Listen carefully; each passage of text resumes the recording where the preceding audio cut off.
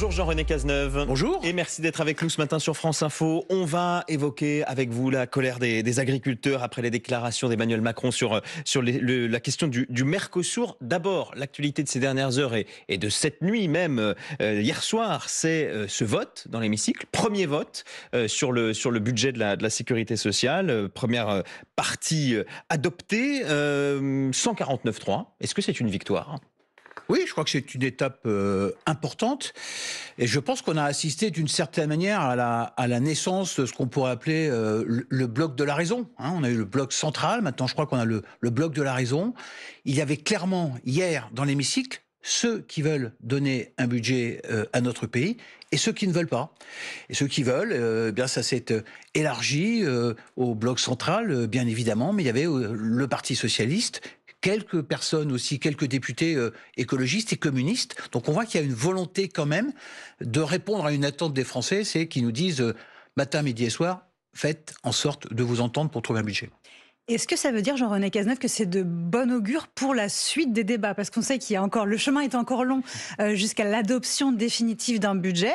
Mais est-ce que là, ce matin, vous respirez et vous êtes confiant sur la suite des événements, si je On puis n'a dire? pas le temps de respirer très longtemps parce que c'est une sorte de marathon avec des haies comme sur un 110 mètres haies. Donc on est encore au milieu de la course et ça va être très très long. Mais moi, je suis plutôt rassuré par ce qu'on a vu. Alors, vous savez, le contenu était presque secondaire. C'est terrible de dire ça, mais Peut-être moins pour les Français quand même. Le contenu, oui, mais il vous est quand savez, même on important. est en première lecture. Il y aura le Sénat, il y aura une deuxième lecture. Donc, ça donne une petite idée. Chacun doit rester Alors, calme. en fait, vous êtes par en train de rapport- nous dire, Jean-René Cazeneuve, que même si vous avez voté pour, vous espérez que le budget sera peut-être modifié parce qu'il vous convient peut-être pas complètement, c'est ça ? Écoutez, moi, il me convient pas terriblement, c'est vrai, parce que qu'est-ce qu'on constate, que ce soit en commission, puisque cette semaine, on était à la fois en commission sur la partie dépenses et sur la partie dépenses du PLF, et dans l'hémicycle sur la partie recettes du Donc, PLFSS, la budget Sécu. de l'État et budget de la Et bien, Sécu. Bon, je suis désolé, c'est un petit peu compliqué. Et qu'est-ce que je constate, c'est que, on ne fait aucune économie. Et à chaque fois qu'une économie arrive, elle est supprimée par la représentation nationale. Il faut savoir qu'aux commissions des finances, cette semaine, on a voté 10 milliards de dépenses supplémentaires. On fait, comme ça pour rire, on fait du 150 millions d'euros de dépenses supplémentaires à l'heure en commission. Donc ça va. Donc moi je suis assez inquiet sur le résultat final, sur le déficit. Et c'est pour ça que le vote d'hier, il est très politique. Voilà, nous voulons aboutir. Le contenu est presque secondaire. Il se décidera soit en CMP avec les sénateurs, soit dans la deuxième lecture. Mais Alors attendez, quand même, parce que je pense aux personnes qui nous écoutent, qui nous regardent ce matin, qui se disent on a évoqué toutes les mesures qu'il y avait dans cette première partie du budget. Il y en a un certain nombre. Ça veut dire qu'elles ne seront peut-être pas forcément celles qu'on aura à la fin. oui. Non, mais il faut bien sûr, parce que le processus, ça c'est pas spécifique cette année, mais le processus budgétaire est très long. Il nous amène jusqu'au 31 décembre de l'année, avec une première lecture, une deuxième lecture, un aller-retour avec le Sénat. Donc il y a effectivement des mesures. Par exemple, sur la partie budget de l'État recettes qu'on a voté la semaine dernière, enfin qu'on a vu la semaine dernière, on n'est pas encore au bout de ce processus. Il reste Il y a encore eu, quelques on a heures. voté à peu près entre 40 et 50 milliards d'impôts supplémentaires. Il n'est pas question, si vous voulez, que le budget final porte 40 à 50 milliards d'impôts supplémentaires, surtout essentiellement sur les entreprises. Donc oui, Donc il les y a un taxes travail. sur les multinationales, sur les GAFAM, etc., tout ça excite, on pourrait dire. Pas nécessairement, mais tout ça va être revu, ajusté au fur et à mesure du processus budgétaire. Alors, vous avez salué le bloc de la raison en introduction de cet entretien. Justement, on va écouter la réaction d'Olivier Faure, le socialiste. C'est intéressant parce que lui aussi, il renvoie dos à dos le Rassemblement national et la France insoumise. On l'écoute. Je remarque qu'il n'y a que deux groupes qui ont voté contre, la France Insoumise et le RN, ce qui me désole parce que ces deux partis-là prétendent défendre les classes populaires. La réalité, c'est qu'aujourd'hui, ils ont fait le jeu du pire. Ils sont hors jeu désormais, le Rassemblement national et la France insoumise. C'est ce que vous considérez ? Non, ils sont dans leur logique, c'est-à-dire ils veulent le chaos, ils veulent faire n'importe quoi pour accélérer le calendrier électoral. Et donc ils veulent qu'on revote le plus vite possible. Donc ils vont être contre, ils vont faire en sorte que ce processus budgétaire échoue. Donc non, leur attitude En même temps, ne me c'est pas surprend pas. complètement illogique qu'il y ait une opposition qui existe quand même. Oui, mais Non quand pas que c'est... vous soyez tous d'accord, mais bon. Bien évidemment, heureusement qu'il y a une opposition. Mais là, c'est encore une opposition. Ils sont d'accord sur le chaos, mais sur le reste, sur le contenu, ils sont pas du tout d'accord. La France insoumise considérant qu'il n'y avait pas assez de recettes, qu'il fallait encore augmenter les prélèvements obligatoires, et le Rassemblement national pensant le contraire. Est-ce que vous mettez ce qui s'est passé hier dans l'hémicycle au crédit du Premier ministre Sébastien Lecornu et aussi d'Olivier Faure, le patron des socialistes ? Et aussi du bloc central. Hein. C'est-à-dire, chacun fait des efforts. Je voudrais m'adresser aux socialistes. Ils ont beaucoup obtenu. Beaucoup obtenu. Trop, je ne sais pas. Mais il va falloir qu'ils s'arrêtent quand même un jour. En particulier. C'est pas du tout ce qu'ils sont en train de dire. Olivier Faure ce matin dit le combat doit continuer. Bien sûr, c'est pour ça que moi je m'adresse à lui solennellement. Il faut qu'il s'arrête. En particulier sur la partie retraite. Franchement, moi je trouve que ça n'est pas responsable. À la fois de suspendre la réforme des retraites et à la fois de dégeler les retraites. On sait que c'est la dépense la plus importante. Donc il faut d'une manière ou d'une autre que les retraités participent à cet effort de redressement. Votre mercredi sur la suspension de la réforme des retraites. Est-ce que d'ailleurs, Jean-René Cazeneuve, vous nous confirmez que vous allez voter contre cette suspension, pardon ?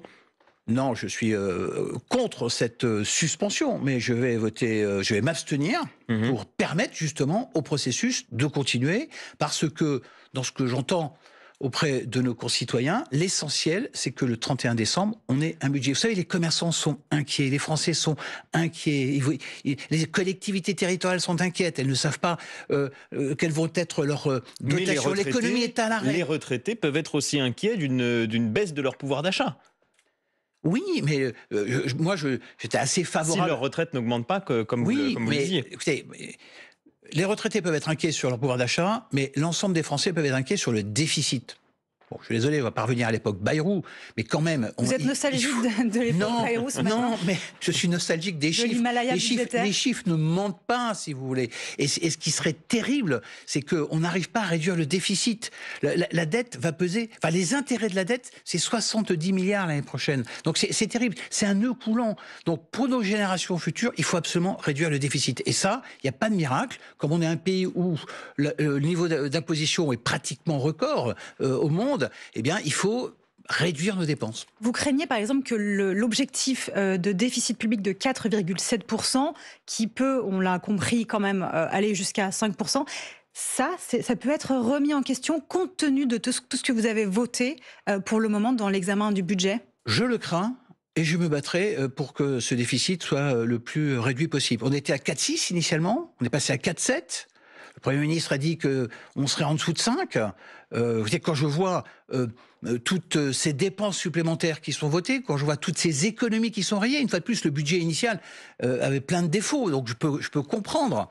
En même temps, il y a des impôts supplémentaires qui sont votés aussi, donc ça fait des recettes. Oui, mais la grande majorité de ces impôts ne tiennent pas la route, en particulier l'impôt de 26 milliards sur les multinationales, il ne tient pas la route. Bon, il y a ça veut dire quoi, il ne tient pas la route ? Il sera censuré par le Conseil constitutionnel à vos yeux ? Il sera censuré d'abord. Les sénateurs le shooteront, je pense, l'enlèveront.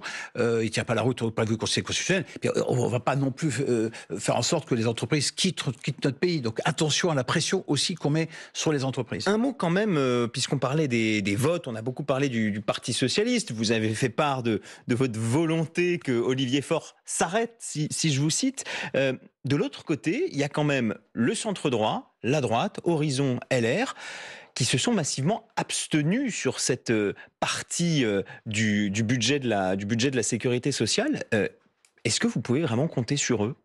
Et notamment mercredi, en vue du vote sur la réforme des retraites. Je crois qu'ils font partie de ce bloc de la raison dont j'ai parlé tout à l'heure. Peut-être que pour eux, la raison est de ne pas suspendre la réforme des retraites. La raison, c'est d'avoir un budget. Si on met l'ordre des priorités, c'est bien celle-là. Donc, mais peut-être que, effectivement, sur cette réforme des retraites, on va avoir des votes assez disparates. Elle peut ne pas être validée ? Elle pourrait ne pas être validée, oui. Ce que vous nous dites, c'est que dans cet examen du budget, finalement, les parlementaires ont beaucoup de mal à mettre en œuvre des économies. Mais est-ce que vous prenez votre part, vous, en tant que député de l'ancienne majorité, si on peut l'appeler comme ça, sur cette dérive des comptes publics, sur peut-être les excès de la politique du chèque? Est-ce que vous pouvez dire, oui, on a eu aussi notre part de responsabilité? Probablement. Enfin, ça date pas de 2017. C'est bien plus ancien que ça, mais oui, on a notre part de Plus 1000 responsabilité. milliards de Les 1000 dettes. milliards, Oui. c'est vous. Si on peut Oui, le mais dire. enfin, si on regarde les 1000 milliards, c'est à peu près ce qu'on a aussi gagné les 10 années précédentes, entre 2005 et 2015. Donc, si vous voulez, oui, on a notre part de responsabilité. On a quand même, entre 2017 et 2019, réduit le déficit de manière significative. On est repassé sous les 3%. Édouard Philippe. Et puis, il y a eu les crises. Évidemment, on n'est peut-être pas sorti assez vite des crises, c'est vrai. Et puis, en 2022, il n'y a plus de majorité. Et vous ne pouvez faire des économies dans notre pays qu'à deux conditions. Avoir une majorité et avoir une majorité courageuse. Parce qu'autrement, les comptes dérivent. Alors justement, vous avez parlé, Mathilde, d'Édouard Philippe, l'ancien Premier ministre, qui fait aussi entendre sa musique sur le budget. On va en parler dans quelques secondes, juste après l'essentiel de l'actualité. Il est 9h moins le quart et c'est Manon Lombard-Brunel. Près d'1 million de personnes appelées à évacuer aux Philippines. L'île est sous la menace d'un super typhon. Une partie du pays est déjà touchée par de fortes rafales de vent et des inondations. En Isère, un homme de 46 ans a été mis en examen et placé en détention provisoire avant-hier. Il est accusé d'avoir commandé 2 poupées à caractère sexuel sur Chine. Il s'est lui-même spontanément présenté aux gendarmes. Des images pédopornographiques ont également été retrouvées à son domicile. Personne n'a été blessé, mais les images sont impressionnantes près de Lyon. Un incendie a touché au moins 5 appartements hier en début d'après-midi. Des flammes qui ont pris à cause d'un tir de mortier en marge du tournage d'un clip de rap. Et puis tout est encore possible pour Sébastien Ogier. Le Français a remporté cette nuit la dernière étape du rallye du Japon. Victoire qui lui permet de garder ses chances de remporter un 9e titre de champion du monde. France Info. Le 8-30 France Info, Adrien Beck, Mathilde Siraud. Jean-René Cazeneuve est toujours avec nous, député Ensemble pour la République du Gers. Vous êtes aussi ancien rapporteur général du budget. On en a parlé longuement dans la première partie.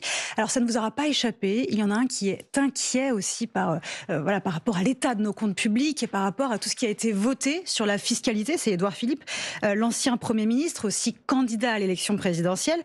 Il s'est adressé cette semaine aux entrepreneurs sur son compte LinkedIn. Il s'en est pris à cette fièvre fiscale, je le cite. Il a également publié une vidéo sur son compte X. Je vous propose de l'écouter et on en parle juste après. Ce qui se passe à l'Assemblée nationale m'inquiète. À coup de postures et de nouvelles taxes, on est en train de désespérer celles et ceux qui font tourner l'économie et on est en train de créer une situation qui fiscalement est dangereuse pour l'avenir de la production française. Situation dangereuse pour l'avenir de la production française. Est-ce que vous êtes d'accord avec lui, Jean-René Cazeneuve, sur le constat qu'il fait? Est-ce que, on comprend que pour lui, la politique de l'offre, elle est terminée, c'est derrière nous. Est-ce que c'est inquiétant? Oui, je suis d'accord avec ce qu'il dit, c'est très inquiétant, cette frénésie fiscale qui a pris le Parlement depuis quelques semaines et quelques mois. Donc la politique de l'offre, elle est pour moi très importante. Ce sont les entreprises qui créent de la valeur, qui créent de la richesse, bien évidemment, et c'est comme ça qu'on la redistribue. Mais avant de la redistribuer, il faut la gagner. J'en pense des portes ouvertes, je suis vraiment désolé pour ça, et c'est ce que redit Édouard Philippe. Si on taxe trop les entreprises, et elles sont déjà très taxées dans notre pays, eh bien, les entreprises vont faire des choix, elles vont investir à l'étranger, elles vont investir chez nos voisins, elles vont investir aux États-Unis. Donc on voit bien qu'on est dans une compétition mondiale, on ne peut pas faire comme si on était sur une île, tout seul. Donc oui, il faut continuer à produire en France, il faut réindustrialiser, et franchement, tous les messages depuis maintenant 15 jours, avec cette créativité en matière de taxes, eh bien, c'est pas un bon message. Édouard Philippe, il aspire à gouverner. Il a aussi fait une proposition cette semaine. Ce deal fiscal, alors c'est à la fois 50 milliards d'euros par an, donc de baisse des impôts de production, et d'un autre côté, on retire aussi les aides aux entreprises du même montant sur une année. Est-ce que pour vous, c'est une proposition qui va dans le bon sens? Est-ce que vous pourriez le soutenir par ailleurs? Absolument, c'est une excellente mesure. On a des impôts de production qui sont 2 à 3 fois plus importants qu'en Allemagne. Les impôts de production sont les impôts que vous payez avant même d'avoir vendu un seul produit ou un seul service. Donc ils sont particulièrement idiots, ils sont pas liés à vos profits, ils sont pas liés... donc il faut baisser les impôts de production. On a commencé à le faire avec un impôt qui s'appelle la CVAE, qu'on a baissé de 15 milliards depuis 2017, puis il faut aller beaucoup plus loin. Et effectivement, comme il y a un maquis d'aide aux entreprises qui crée aussi des fantasmes, on a l'impression que les entreprises sont trop aidées dans notre pays, ce qui n'est pas le cas, mais ça permettrait de clarifier le sujet. Mais quand je vous entends, Jean-René Cazeneuve, vous qui êtes un macroniste de la première heure, bon, vous n'en voulez, semble-t-il, pas beaucoup à Édouard Philippe pour ses récents propos sur le chef de l'État qui l'invite à la démission. Vous saluez en quelque sorte ce que prône l'ancien Premier ministre. Écoutez, la course pour 2027 ne m'intéresse pas beaucoup, pour être très honnête. Moi, je m'intéresse au budget, je m'intéresse aux Gersois, je fais en sorte qu'on essaie de régler leurs problèmes aujourd'hui. Gersois, mais c'est une réponse presque de Normand, là. Non, pas du tout. Moi, je ne crois pas du tout, par exemple, à la dissolution. C'est une grande blague. On ne va pas dissoudre, ça ne tient pas la route. C'est fini, ça, d'ailleurs? Oui, mais c'est complètement fini. Écoutez, on a voté en 22, en législative. On a voté en 24, on va voter en 27. On ne va pas voter en plus en 26, on ne va pas voter chaque année pour les législatives. Mais ce bloc de la raison, est-ce que finalement ce n'est pas l'alliance de tous ceux qui ne veulent surtout pas retourner aux élections et qui ne veulent pas de dissolution? Mais moi, j'ai aucun problème à retourner aux élections. C'est pas question de vouloir ou de pas vouloir. C'est-à-dire, ça n'a pas de sens. On est en train de tuer nos institutions si on décide qu'on va faire 4 élections législatives en 5 ans. On pourrait dire qu'on les tue aussi en n'ayant pas de majorité, en ayant un Parlement qui a du mal à décider, en ayant un gouvernement qui est faible. C'est pas complètement ce que prévoient les institutions de la 5e à la base. Mais on est en train de montrer qu'on peut quand même, j'espère qu'on ira jusqu'au bout, on peut quand même avoir un budget avec des réponses concrètes aux attentes de nos concitoyens. Mais effectivement, ne pas avoir de majorité, c'est-à-dire qu'on ne peut pas engager de grandes réformes. Et on ne peut pas faire d'économie, c'est ce que vous avez dit. On ne peut pas faire d'économie significative. Donc oui, c'est pas l'année 2026 va pas être une grande année en termes de réformes. Dissolution improbable, démission du président, c'est la même chose, c'est pas du tout à l'agenda. Non, ça n'est pas souhaitable, parce que c'est déjà que le Parlement, l'institution est affaiblie. Il ne faudrait pas en plus que celle du président de la République soit affaiblie. Alors le président de la République, justement, qui a fait beaucoup réagir ces 2-3 derniers jours après ces déclarations sur le Mercosur, l'accord de libre-échange avec les pays sud-américains du Mercosur, déjà signé par l'Europe, qui doit encore être ratifié par les États. Le chef de l'État s'est montré plus exposé, en tout cas moins opposé, pardon, à la possibilité de le signer, cet accord, alors que jusqu'ici il était très très très en opposition. Comment vous expliquez que le président ait changé de pied comme ça? Écoutez, d'abord je comprends l'émotion que crée cet accord et que créent les propos du président de la République. Je suis d'un département rural, agricole. On a de formidables produits comme le foie gras ou l'armagnac, c'est bientôt les fêtes.